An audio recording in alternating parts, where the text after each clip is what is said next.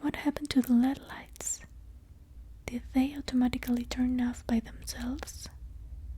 It would be weird if they did though, because it wasn't at our discretion to do it ourselves. And who's to say we still needed the light or not? I decided to use the bathroom light by swinging the door wide open to let the rest seep into the room and illuminate. Now I could discern where everything was, if only faintly. I went over to the bedside and pulled my phone from the USB. 100% battery life. Nice. While I was over there, I also turned down the lamplight perched next to me and saw that it emitted a bright enough radiance to fill the entire corner of the bedroom. Might as well leave it on. Then a thought occurred to me to check on the vast space I spotted earlier through the window. It would be directly in front of me. So I lifted my head to take a look, and to my stupidity, of course, it was indistinguishable now at this time of night. Some hours had passed since I last saw it, making the entire perspective a dark blue tint.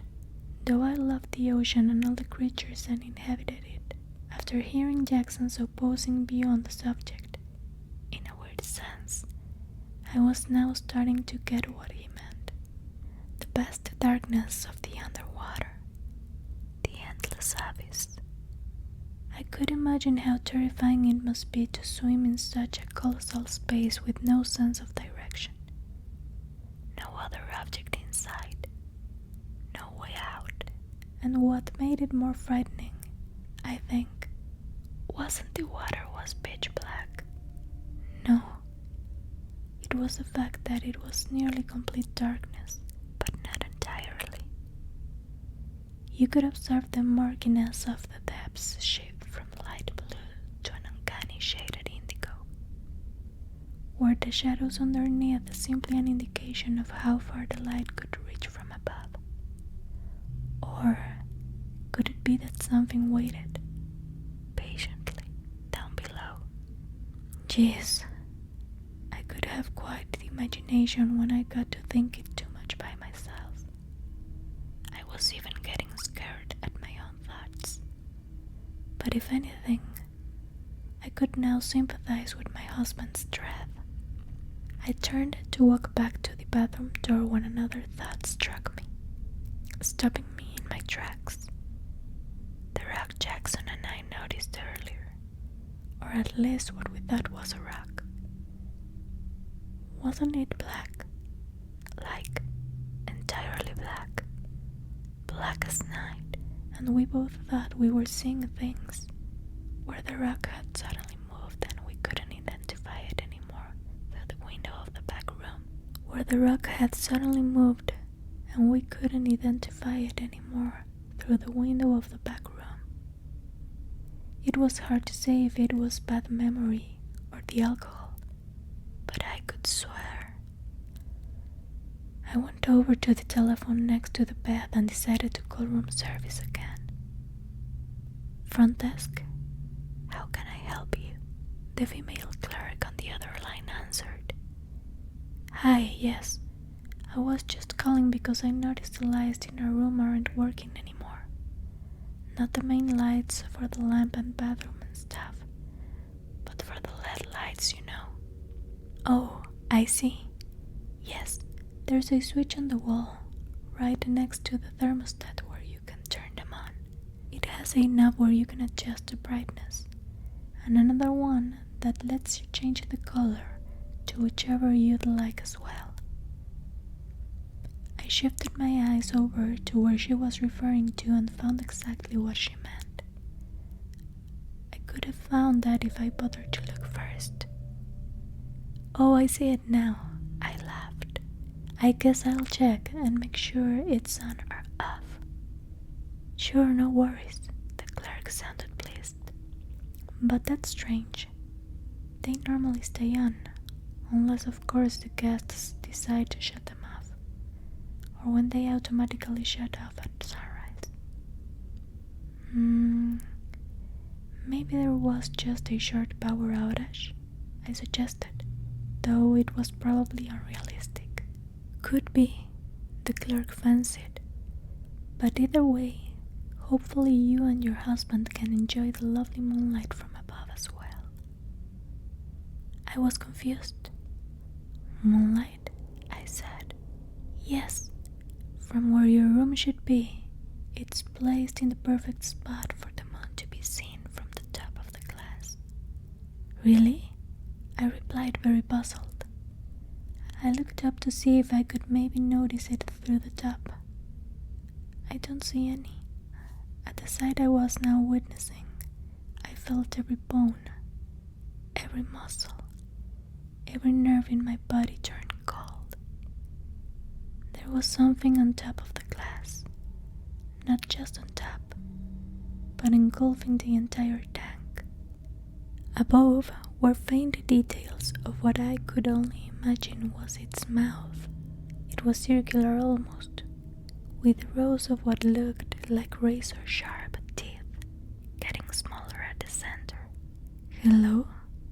the clerk said on the other line. I couldn't move. A sensation more than just fear overcame me. I was petrified. At that moment, I'd never felt so small. Then the creature began to shift its entire body away from the glass, sending a near seismic rumble throughout the suite.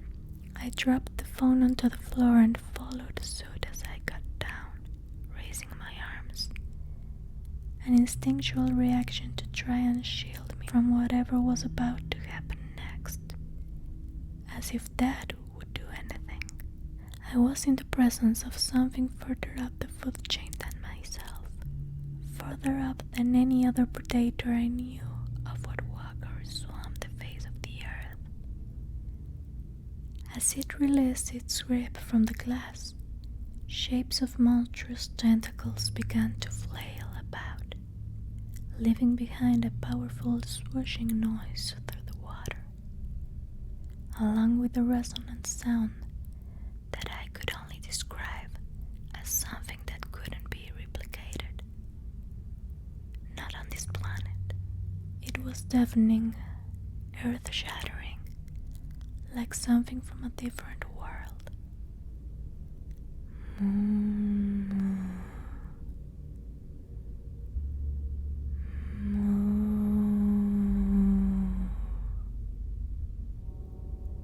It was so alien-like.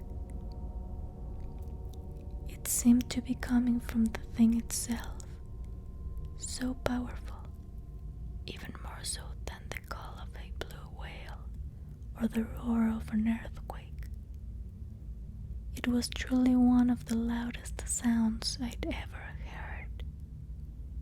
Suddenly, pure blackness no longer surrounded the view, as shades of the natural lighting of the ocean floor began to form again, and instantaneously a white glow emitted from the glass ceiling.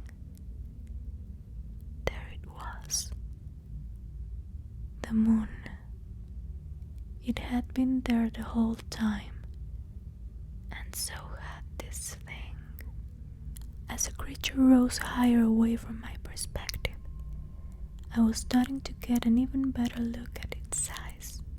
I still couldn't even grasp its entire shape. It was huge, a behemoth of an unknown force lurking down here, waiting to be discovered. I was amazed, astonished even, but not in a positive manner. The same sensation kept overtaking me as I curled up into a ball next to the bed. The sensation that I'd never felt so small. I planned on staying there and hiding under the bed until it was gone. Then I'd be safe.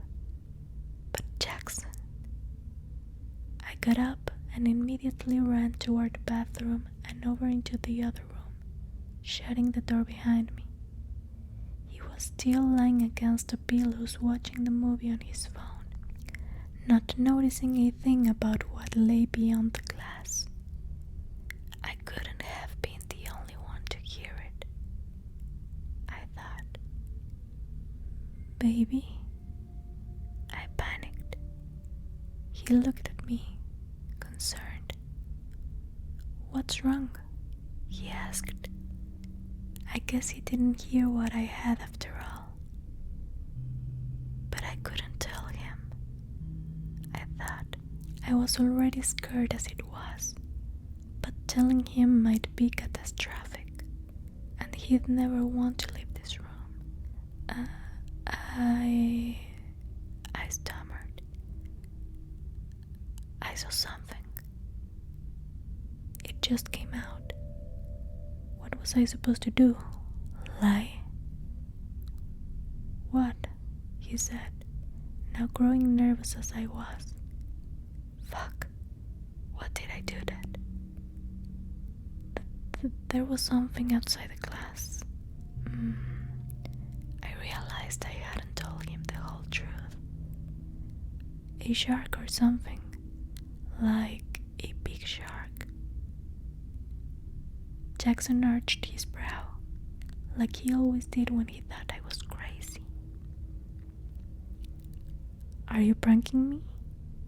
He asked, his whole demeanor changing from worried to a perky suspicion. I was dumbfounded. Huh? I said, still in a state of clear panic. I thought you loved sharks. Go play with your new friend, he joked. Without a doubt, the alcohol took the edge off of him from earlier. But he had no idea just how serious I was. Maybe that was a good thing. But right then, I needed both of us to leave that room as soon as possible. I kneeled in front of him, looking him in the eye. Listen, I don't want to be in here right now. I'm getting claustrophobic. I lied. A terrible one, at that. Let's just go to one of the lounges and hang out there for a bit, where there's no open water outside to look at, okay? He still wasn't buying it. I'd be skeptical too if I were him. I've never expressed fear of any sort in regards to the ocean. Even all the scary creatures he feared that swam in the sea, I took a liking to. But not that thing. Not that thing that waited outside. Your acting never fails to impress me, dear. Jackson, I snapped. He turned straight-faced again. I never snapped at him like that before. He knew I wasn't kidding now. You're serious, he said, and I nodded. Just put on your pants and let's go, I insisted. I'll cover your eyes so you don't have to see out there when we cross the room. Okay. He got up and started to put his pants on. By the way, he started. Did you hear something a minute ago? Or was it just a movie? Hear what? I asked, a noticeable unease in my voice. Well, I don't know. I thought I heard something, like a loud rumbling noise. Thought it came from the movie. But then I was like, there's no way, because...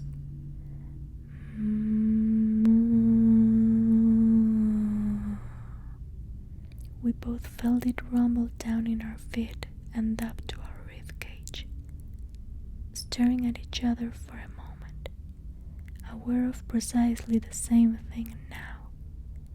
Jackson whispered under his breath, "Honey, what's that?" The rumble sounded again, followed by the two of us losing balance on both of our feet as we stumbled. We both struggled to hold onto each other while simultaneously trying to grab onto the wall for support. Jackson managed to clutch one of the beams sitting atop the wall, and his strength alone was enough to hold both of us. I held onto him for dear life as the suite continued violently shaking. His back was to the window as my arms hooked around him for balance, but I could see ahead that the barricade of pillows we'd put up on the window was now fallen, leaving the glass open for a fully display of the outside. And to my confusion, I couldn't see anything beyond it. It wasn't a dark blue or black tint this time, but instead a bright yellowish shade that now covered the window. The rumbling had now stopped, and it was quiet as a mouse. "You okay?" Jackson asked. I didn't say anything. I was too fixated on the window. Why was it that color? It was like we'd shifted into a different environment altogether, like a whole new backdrop. "What the hell?" I muttered. He turned to see what I was seeing and shared the same confusion. It was a strange sight indeed. Then we saw a black circle shift from nowhere and down into different corners of the yellow-filled circular window. The direction of the circle bounced randomly from corner to corner, as if it were a corrupted game of pong, until finally sitting dead center on the glass, facing us. I felt a sick sensation in my gut, and Jackson's jaw slowly dropped in terror as the realization of that we were now both seeing. It was an eye, the creature's pupil, and it saw us.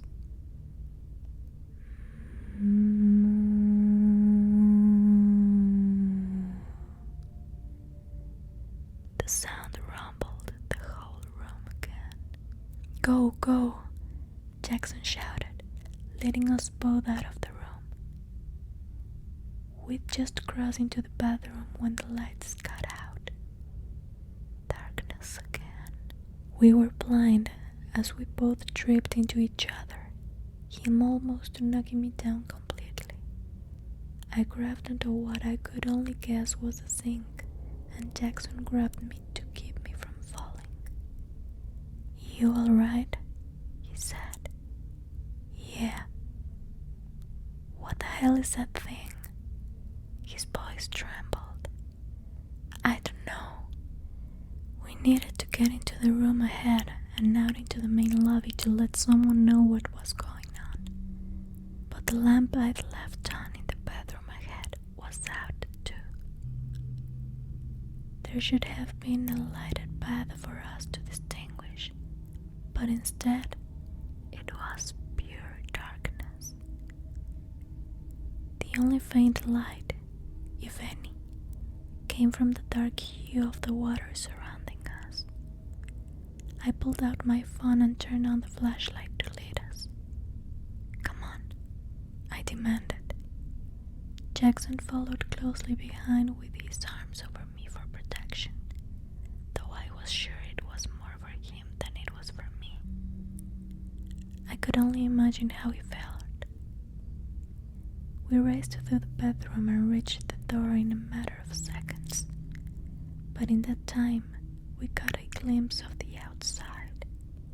It was a nightmare, just an endless void of murky, dark water that appeared to stretch for an eternity.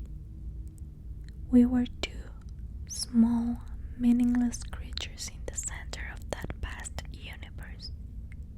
When we got to the door, I turned the knob and pulled back without hesitation, as Jackson reached over and helped by yanking it back to the wall, and and we both hauled ass out of there. In the corridors, the lights were out as well. No source of illumination anywhere except the faint moonlight protruding the ocean's horizon. Like the suite, the halls were made entirely of glass, a giant walk-through tube to behold the ocean life exterior. "Which way is it?" I anxiously asked. "Here," Jackson said, pointing down to the left corridor. He and I made our way down the halls, but slowly this time. I supposed there was a backup generator light because there was now visible light projecting from the outside of the glass tube. With the help of that, something else outside caught our eye. It was indescribable. Countless dark silhouettes of fish, hundreds of them. The ones that had been gone earlier were now all here for us to see beyond the glass. However, something was wrong. The way they swam didn't align in a fluid horizontal motion. Some of their bodies were positioned diagonally, vertically, and in a strange sense seemed to be merely floating rather than swimming. Then, the realization hit me. They weren't swimming at all. They were dead, lifelessly drifting in the water down to us. "Jesus," Jackson gasped. "Let's just keep moving," I said, trying to be brave. Then, to our left, the only visible ray of light rose by itself. The creature emerged from below, its massive tentacles and fins rising into view. Bright yellow eyes glaring into us. My God, the source of the light was a damn thing itself. Like an anglerfish, it was capable of luminescence to attract its prey, emitting light from its fins and tentacles. The hall began to shake as the earth-shattering rumble sounded throughout the structure. Without hesitation, the two of us raced down the hall to reach the next corridor that would lead to the lobby. We just needed to make it, to reach where that thing could no longer see us. All through the long glass tube, it followed us in an unsettling, forbearing nature, as if it knew its place in the animal kingdom hierarchy. We were no challenge for it. It wanted to taunt us. It knew. We'd managed to run down the lobby. Thankfully, one of the clerks was still there at the counter, likely the one I'd spoken to earlier on the phone.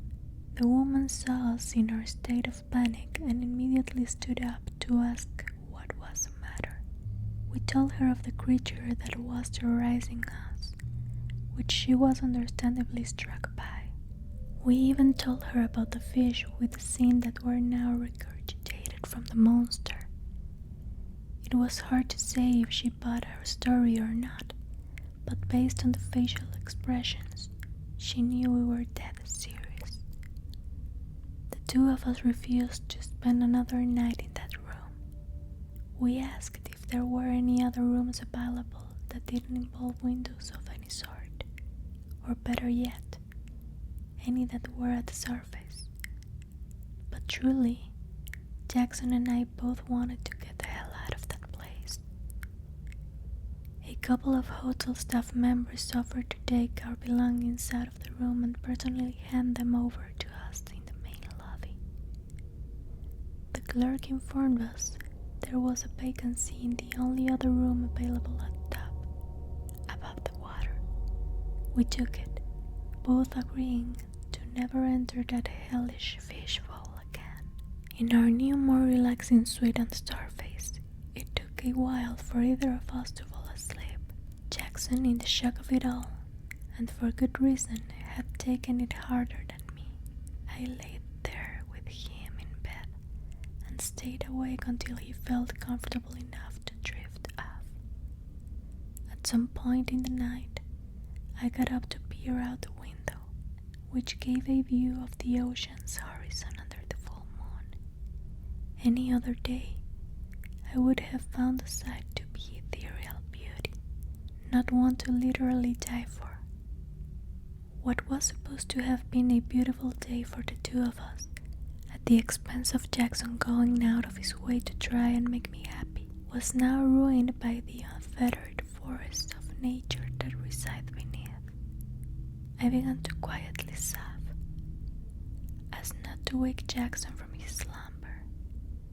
My vision became blurred from the muddiness of tears, but as I looked down again at the ocean below, I could sense that somewhere in my line of sight it waited, and with a startling revelation that haunted me from when we first laid eyes upon the creature, an undeniable fact rang through.